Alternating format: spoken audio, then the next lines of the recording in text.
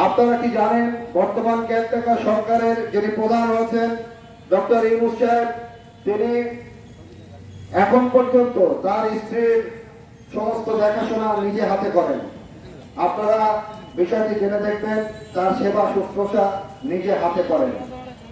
সে যত খারাপই হোক, সে সুৎখোর হোক, মানুষকে অর্থের ফাঁদে ফেলুক, মানুষকে সুদের ফাঁদে ফেলুক, তারপরেও এই একটি জায়গায় তিনি অত্যন্ত ভালো মানুষ। আর যাই হোক, তিনি একজন উত্তম স্বামী হতে পেরেছেন বলে আমি মনে করি।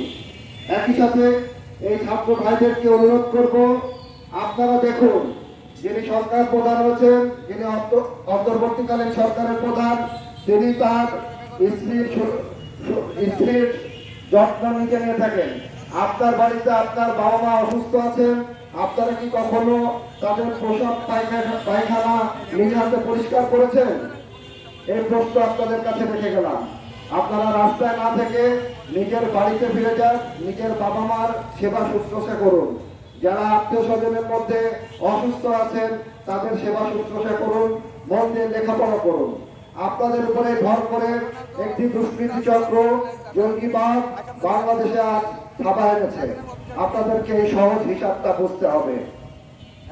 আপনাদের সকলের কাছে অনুরোধ করব, এবং আরো একটি বিষয় বলে রাখি, আপনাদের এই যে বৈষম্যহীন ছাত্র আন্দোলন, এই ছাত্র আন্দোলনকে কেন্দ্র করে যেন অন্য কোনো গোষ্ঠী জাতীয় ফায়দা নিতে না পারে সেদিকে খেয়াল রাখবেন।